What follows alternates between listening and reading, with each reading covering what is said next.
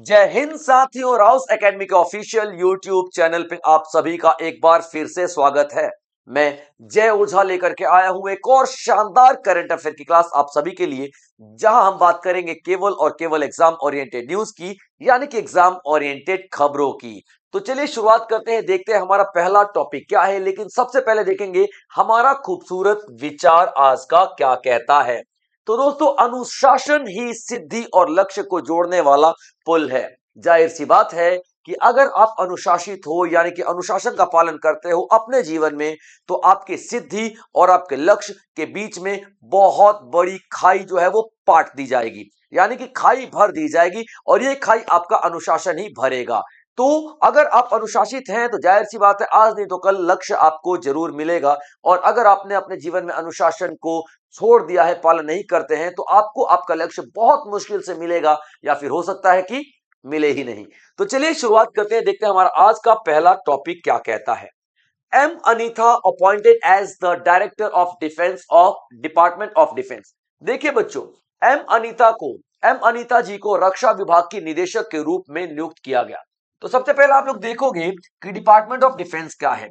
तो बच्चों, रक्षा मंत्रालय की हम बात करते हैं ना, यानी कि डिफेंस मिनिस्ट्री की बात करते हैं ना, तो उस डिफेंस मिनिस्ट्री को टोटल 5 डिपार्टमेंट्स में बांटा गया है। ठीक है बच्चों, डिफेंस मिनिस्ट्री को 5 डिपार्टमेंट्स में बांटा गया है। और उन 5 डिपार्टमेंट में से एक डिपार्टमेंट आपको क्या दिखेगा, एक डिपार्टमेंट में दिखेगा आपको डिपार्टमेंट ऑफ डिफेंस। ठीक है बच्चों, क्या दिखेगा, डिपार्टमेंट ऑफ डिफेंस। ठीक है बच्चों, डिपार्टमेंट ऑफ डिफेंस आप लोग याद रखेंगे। ठीक है बच्चों, चलिए अब डिपार्टमेंट ऑफ डिफेंस के डायरेक्टर के रूप में नियुक्त किया गया है किसे, एम अनीथा जी को। क्लियर पॉइंट बच्चों, एम अनीथा जी को, एम अनीथा जी को नियुक्त किया गया है डायरेक्टर के रूप में। ठीक है बच्चों, याद रखेंगे आप, डायरेक्टर के रूप में किया गया है।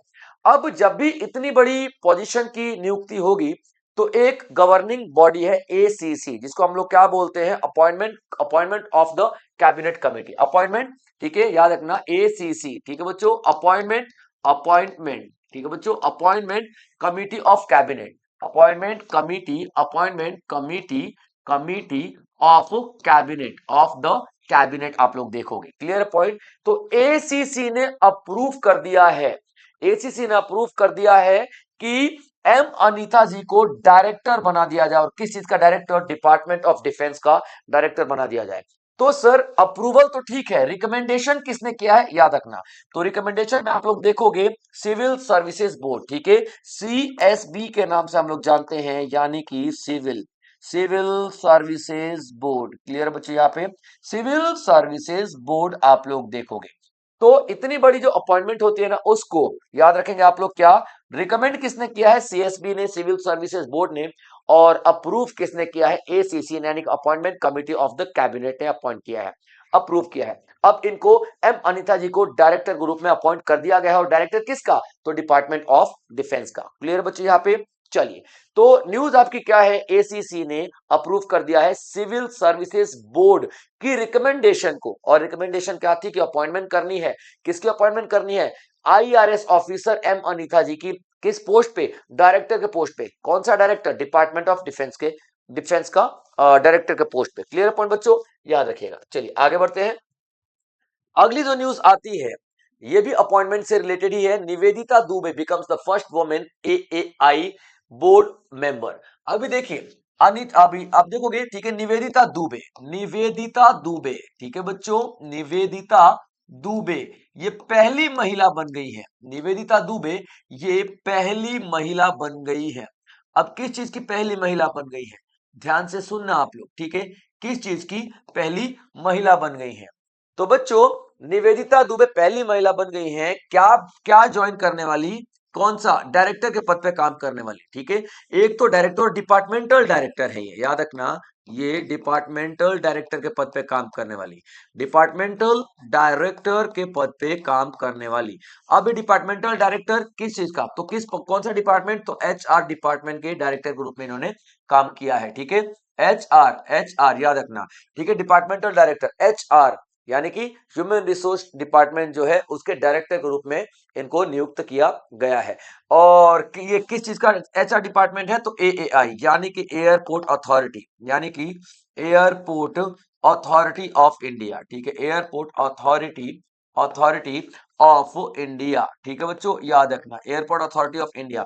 और एयरपोर्ट अथॉरिटी ऑफ इंडिया क्या करता है, पूरे भारत के एविएशन सेक्टर को लीड करता है, पूरे भारत के एविएशन सेक्टर को लीड करता है। क्लियर पॉइंट बच्चों, याद रखना, तो इंपॉर्टेंट पॉइंट है।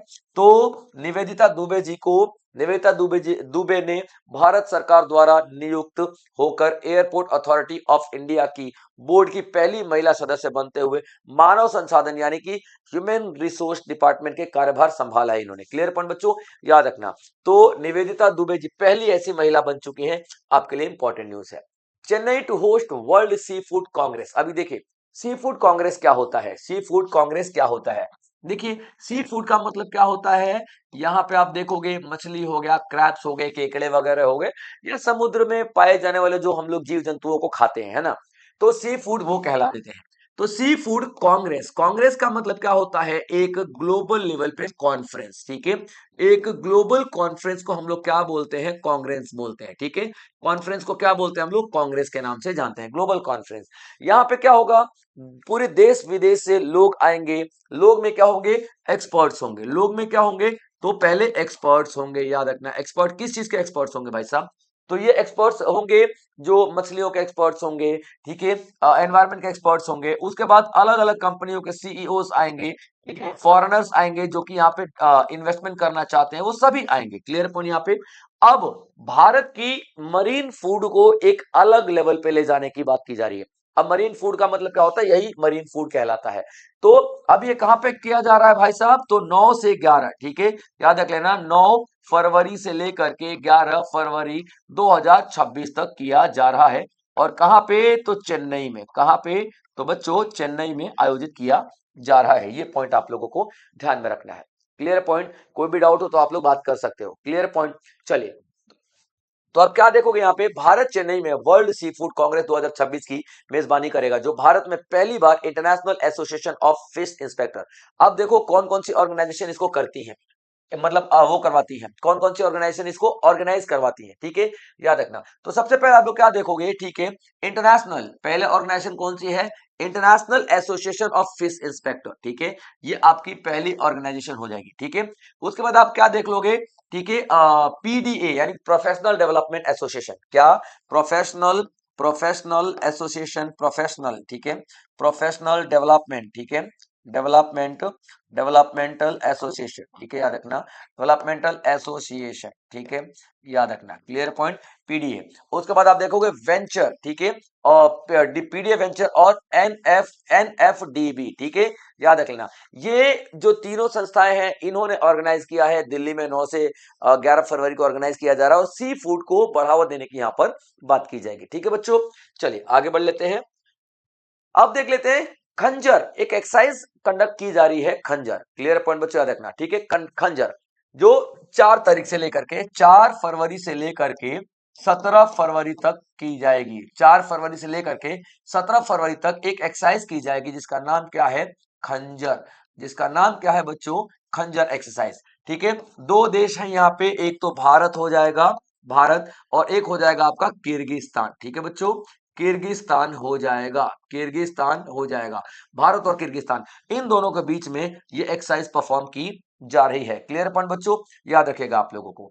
तो भारत और किर्गिस्तान के बीच खंजर खंजर एक्सरसाइज परफॉर्म की जा रही है, और खंजर ये इसका 13वां एडिशन है। कौन सा, ये इसका 13th एडिशन आपको दिखाई देने वाली। क्लियर पॉइंट बच्चों, याद रखना 13th एडिशन। अब आप देखोगे ये कहां पर की जा रही है एक्सरसाइज, का कोई ना कोई प्लेस होगा, तो याद रखिएगा एक्सरसाइज की डेट हो जाती है, किस देश के साथ किया जा रहा है ये हो जाता है, और कहां पर किया जाता है प्लेस, तो प्लेस देखो बच्चों असम में, ठीक है बच्चों, प्लेस असम में होगा। और असम में कौन सी जगह है, तो मीसामारी है, असम में कौन सी जगह है, तो मीसामारी आपको एक जगह दिखाई देगी, यहां पे कंडक्ट किया जा रहा है, ठीक है। अब आप देखोगे कि यहाँ पे कौन कौन सी बटालियन है, तो यहाँ पे दोनों देशों के स्पेशल फोर्सेज हैं, ठीक है। तो आप देखोगे joint special forces, joint special forces दोनों देशों की मिलकर के एक्सरसाइज करेंगी, कंडक्ट करेंगी। ठीक है बच्चों, याद रखना। तो दोनों में से आप लोग देखोगे, दोनों में से कौन कौन सी, तो भारत की तरफ से पैराशूट रेजिमेंट, भारत की तरफ से कौन सी, तो पैराशूट, पैराशूट रेजिमेंट आपको दिखाई देगी, पैराशूट रेजिमेंट आपको दिखाई देगी, ठीक है। उसके बाद आप देखो किर्गिस्तान की तरफ से स्कॉर्पियन ब्रिगेड दिखाई देगा, ठीक है, कौन सा, स्कॉर्पियन, स्कॉर्पियन, स्कॉर्पियन ब्रिगेड आपको दिखाई देगा, ठीक है बच्चों, ब्रिगेड आपको दिखाई देगा। तो ये पैरा फोर्सेस हैं दोनों देशों की जो यहाँ पे पार्टिसिपेट करने वाली है, ठीक है बच्चों। करने क्या वाली है, चल रही एक्सरसाइज 4 से 17 तारीख तक की एक्सरसाइज चलने वाली है। चलिए, world government summit 2026 concluded in Dubai, ठीक है, याद रखना, not concluded in Dubai, conclude किया जाएगा, ठीक है। अभी तो सुबह सुबह है भाई साहब, चल ही रही है ना मीटिंग। तो 5 तारीख को, 5 फरवरी यानी कि आज की बात कर रहे हैं, 5 फरवरी 2026 यानी कि आज, ठीक है, कंक्लूड किया जाएगा, कंक्लूड किया जाएगा, याद रखना, ठीक है। और क्या कंक्लूड किया जाएगा, वर्ल्ड गवर्नमेंट समिट, ठीक है, वर्ल्ड गवर्नमेंट समिट को कंक्लूड किया जाएगा। अब इसका क्या मतलब होता है, वर्ल्ड, वर्ल्ड गवर्नमेंट समिट, ठीक है बच्चों, वर्ल्ड गवर्नमेंट समिट यानी कि पूरी दुनिया के सारे यहाँ पे गवर्नमेंट आएंगे, सरकारें आएंगी और मिले मुलाकात करेंगी, ठीक है, याद रखना, सरकारें आएंगी और मुलाकात करेंगी एक दूसरे से। जैसे कि हम लोगों ने अभी कोई स्कीम लॉन्च किया है और बहुत बढ़िया चली है, तो ये सरकारें बातचीत करेंगी कि भाई इंडिया आपने कैसे ये स्कीम को लॉन्च किया है। जैसे कि हम लोगों ने अभी SIR निकाला था, ठीक है, यानी कि SIR हमने इसलिए निकाला था ताकि जो विदेशी लोग आकर के सीमा पार करके इलीगली रह रहे हैं उनकी हम लोग पहचान कर सकें, है ना। तो ये स्कीम हमारी बहुत अच्छी रही थी। तो सारे के सारे देश मिल करके अपनी अपनी स्कीमें बताएंगे और जिस चीज को अच्छी लगेगी वो अपना लिया करेगा, सीधी सी बात है। तो ये वर्ल्ड गवर्नमेंट समिट ऑर्गेनाइज किया जा रहा है, और कहां पे भाई साहब, तो दुबई में, ठीक है बच्चों, दुबई में, और कंक्लूड किया जाएगा, और कंक्लूड आज कर दिया जाएगा, 5 तारीख आज ही, और आज कर दिया जाएगा, ठीक है। अब देखिए यहाँ पे क्या है, वर्ल्ड गवर्नमेंट समिट 2026 कंक्लूड किया जाएगा 5 फरवरी को दुबई में, ठीक है। अब इसमें आप लोग क्या देखोगे, 6250 पार्टिसिपेंट्स आएंगे, कितने, तकरीबन, तकरीबन एग्जैक्ट नहीं है बच्चों, 6250, ठीक है, यहाँ पे पार्टिसिपेंट्स आएंगे, यानी कि पार्टिसिपेट करने वाले लोग आएंगे, ठीक है बच्चों, कितने, तो आप देखोगे 6250 पार्टिसिपेंट्स आएंगे। उसके बाद आप देखोगे 60 हेड ऑफ द स्टेट आएंगे, यानी कि अलग अलग देशों से कितने, 60 हेड ऑफ द स्टेट आएंगे, हेड ऑफ द स्टेट आएंगे, ठीक है बच्चों, याद रखना, हेड ऑफ द स्टेट आएंगे कितने, 60। उसके बाद आप देखोगे 500 मिनिस्ट्रीज होंगी, कितनी, 500 मिनिस्ट्रीज होंगी, ठीक है बच्चों, 500 मिनिस्ट्रीज होने वाली है। उसके बाद आप देखोगे 87 वो लोग होंगे जो कि नोबेल प्राइज जीत चुके हैं, ठीक है, 87 वो लोग होंगे जो कि नोबेल प्राइज जीत चुके हैं, नोबेल प्राइज जीत चुके हैं वो लोग होंगे, कितने, 87 होने वाले हैं, क्लियर पॉइंट। इसके बाद आप देखोगे कि 700 अलग अलग कंपनियों के सीईओज आने वाले हैं, कितने, 700 सीईओज आने वाले हैं, आप लोग देखोगे। उसके बाद देखोगे 80 प्लस ऑर्गेनाइजेशंस आने वाली हैं, यानी कि एक इतनी बड़ी ऑर्गेनाइजेशन मीटिंग हो रही है जहां पे ये सभी मिल करके अपने अपने देश की गवर्नमेंट की बात करेंगे। अब कोई स्टार्टअप करने वाला है, 700 सीईओज अलग अलग ऑर्गेनाइजेशन के हैं, ये डिसाइड करेंगे, ये बताएंगे कि भैया हम अपने देश में ये चीज करते हैं, आप भी करो, हम अपने देश में ये चीज की थी वो फेल हो गई तो आप लोग मत करना। मतलब तमाम तरीके की गवर्नमेंट से रिलेटेड सारी की सारी चीजें यहां पर की जाएंगी, ठीक है बच्चों। चलिए आगे बढ़ते हैं। इंडिया ने ज्वाइन किया, ठीक है, BRICS centre for industrial competencies at Vanijya Bhawan new Delhi फरवरी 2026 में। देखिए ब्रिक्स अभी हम लोग जानते हैं, ब्रिक्स अभी भारत क्या कर रहा है, ब्रिक्स की अध्यक्षता कर रहा है ना। भारत 2026 में क्या करेगा, ब्रिक्स की अध्यक्षता करने वाला है, ठीक है, अध्यक्षता करेगा, और पूरा 1 साल ये ब्रिक्स की अध्यक्षता यही करने वाला है, भारत ही करने वाला है, ठीक है। अब भारत ने ब्रिक्स का एक इंपॉर्टेंट ऑर्गन ज्वाइन कर लिया है, ठीक है, याद रखना, उसका नाम क्या है बच्चों, ठीक है, BRICS centre for industrial competencies, यानी कि BRICS centre for industrial competencies, BCIC जिसको हम लोग बोलते हैं, ठीक है। अब इसमें सारे के सारे मेंबर्स मिल करके इंडस्ट्रीज को कैसे डेवलप करना है इस पे बात करेंगे, इंडस्ट्रीज को कैसे डेवलप करना है इस पे बात करेंगे। तो भारत ने अभी ज्वाइन किया है इसको, भारत ने अभी ज्वाइन किया है इसको, इस मीटिंग को। ब्रिक्स का तो मेंबर शुरुआत से ही है भारत, लेकिन अभी जो BCIS यानी कि BCIS यानी कि BRICS centre for industrial competencies को अभी ज्वाइन किया है भारत ने, क्लियर है बच्चों। तो इंपॉर्टेंट न्यूज इसलिए बन जाती है। तो अभी देखेंगे आप लोग कि भारत ने आधिकारिक रूप से BCIC में शामिल हो गया है, आधिकारिक रूप से हो गया है, ठीक है। जिसे याद रखना, जिसे अभी क्या किया जाएगा, जिसे डीपीआईआईटी, ठीक है याद रखना, डीपीआईआईटी यानी कि department of promotion of industrial institute, ठीक है याद रखना, इंडस्ट्रीज एंड इंटरनल ट्रेड, ठीक है, इसका नाम क्या होता है, डिपार्टमेंट ऑफ प्रमोशन और किस चीज का promotion, department of promotion of industry, clear बच्चों, इंडस्ट्री एंड इंटरनल ट्रेड, ठीक है बच्चों याद रखना, इंटरनल ट्रेड, ये इसके मतलब ये पूरा पूरा जो मीटिंग है ना, कौन सी वाली, बीसीआईसी, किसने शुरू किया है, department of promotion of industries and Internal trade, ये भारत का डिपार्टमेंट है, इसने पूरा पूरा ये मीटिंग ऑर्गेनाइज करवाई है, ठीक है, और किसके साथ मिलकर करवाई है, तो याद रखना, United Nation Industrial Development Organization, UNIDO जिसको हम लोग कहते हैं। अब इन दोनों ने मिलकर के कौन सी मीटिंग ऑर्गेनाइज करवाई है, बीसीआईसी ऑर्गेनाइज करवाई है, और बीसीआईसी का मुद्दा क्या रहेगा मेन, इंडस्ट्री 4.0, इंडस्ट्री 4.0, इंडस्ट्री 4.0 का मतलब क्या होता है, इंडस्ट्रीज का ना चौथा रिवोल्यूशन चल रहा है, चौथा चरण चल रहा है। अब चौथे चरण का क्या मतलब है, चौथे चरण का मतलब होता है कि स्टार्टिंग में जब औद्योगिक क्रांति आई थी तो फ्रांस में, ब्रिटेन में, वो सब उस टाइम पे आई थी, है ना, फिर दूसरा आप लोग देखोगे कि लेवल जो हम आजादी के आसपास आई थी, तीसरा कंप्यूटर वाले जो रिवोल्यूशन था उसको तीसरा बोलते हैं। तो इंडस्ट्री का जो चौथा चरण चल रहा है ना, ठीक है, हम लोग उसकी बात कर रहे हैं, ठीक है याद रखना, फोकस ऑन इंडस्ट्री 4.0। उसके बाद हम लोग फोकस करेंगे एमएसएमई पे, उसके बाद हम फोकस करेंगे मैन्युफैक्चरिंग मॉडर्नाइजेशन पे, उसके बाद हम फोकस करेंगे, ठीक है, NPC leads India, example smart factories adopt करेंगे, एआई की बात करेंगे, रोबोटिक्स की बात करेंगे, यानी इंडस्ट्रीज को बढ़ावा देने के लिए हम तमाम तरीके की चीजें फोकस करने वाले। क्लियर पॉइंट बच्चों, याद रखना। तो भारत आधिकारिक रूप से बीसीआईसी में शामिल हो गया, जिसे डीपीआईआईटी, और यानी कि डीपीआईआईटी में बता चुका हूं, Department of Promotion for Industries and Internal Trade, clear point, और यूएनआईडीओ में आपको बता चुका हूं, United Nation Industrial Development Organization, इन दोनों ने मिलकर के पूरा पूरा इवेंट ऑर्गेनाइज किया है, और जिसमें भारत आज शामिल हुआ है पहली बार। चलिए आगे बढ़ते हैं। मॉस्पी ने रिवाइज किया सीपीआई का बेस ईयर फ्रॉम 2012 से लेकर 2024 तक, ठीक है, याद रख लेना। जो कंज्यूमर प्राइस इंडेक्स की बात करें, कंज्यूमर प्राइस इंडेक्स यानी कि उपभोक्ता उपभोक्ता कीमत सूचकांक, उपभोक्ता कीमत सूचकांक की अगर हम बात करते हैं, यानी कंज्यूमर प्राइस इंडेक्स की बात करते हैं, तो इसका बेस ईयर पहले हुआ करता था 2011-12 हुआ करता था, या फिर 2012 मान, ठीक है।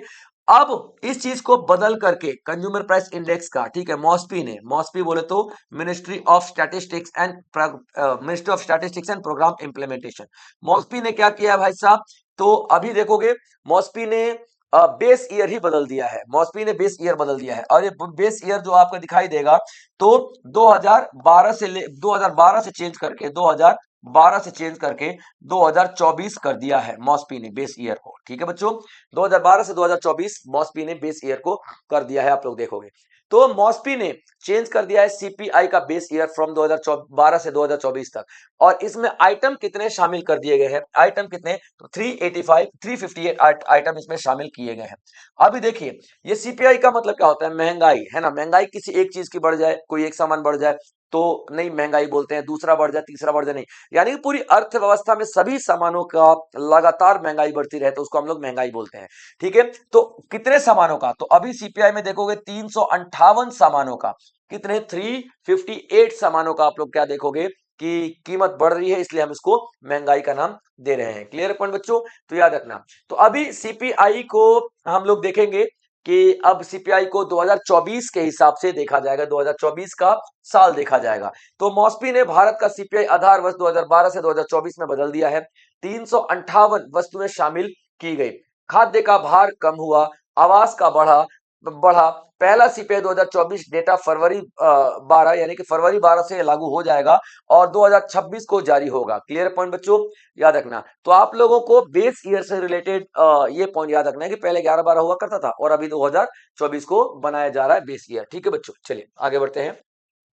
अब देखते हैं, अगला आता है कि जो आपका मुख्यमंत्री ने इलेक्ट किए गए हैं मणिपुर के। Clear point. युमनाम युमनाम खेमचंद सिंह, युमनाम खेमचंद सिंह, युमनाम, ठीक है बच्चों, युमनाम, युमनाम खेमचंद सिंह, खेमचंद सिंह, युमनाम खेमचंद सिंह की हम बात कर रहे हैं।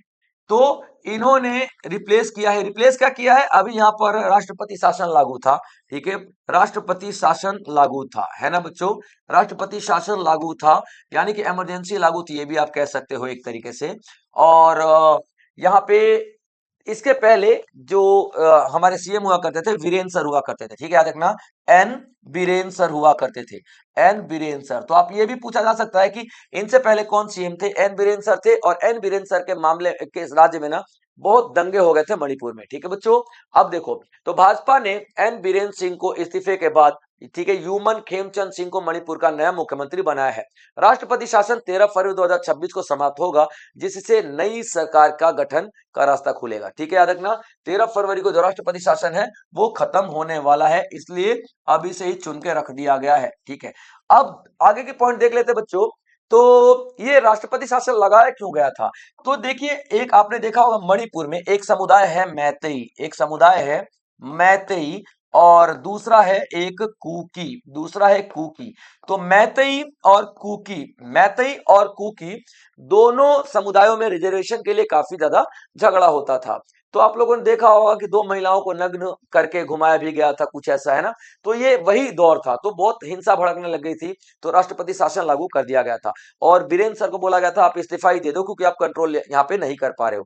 तो न्यूज क्या है बच्चों कि कौन बना और किसको रिप्लेस किया, ये चीज। तो मणिपुर के मुख्यमंत्री बने, कौन बने भाई साहब? तो आप देखोगे युमनाम खेमचंद जी बने। किसको रिप्लेस किया? यानी कि इनके पहले कौन थे? तो एन बीरेन सर इनके पहले थे, और एन बीरेन सर और खेमचंद जी के बीच में जो समय था, इसमें राष्ट्रपति शासन लागू किया गया था, ठीक है। चलिए आगे बढ़ते बच्चों। डीआरडीओ ने सक्सेसफुली टेस्ट किया है solid fuel ducted ramjet, ramjet, ठीक है, याद रखना, solid fuel ducted ramjet technology को टेस्ट किया है। अब ये होता क्या है देखिए, मिसाइल के अंदर, मिसाइल के अंदर, ठीक है, क्या सॉलिड फ्यूल होगा, सॉलिड फ्यूल होगा।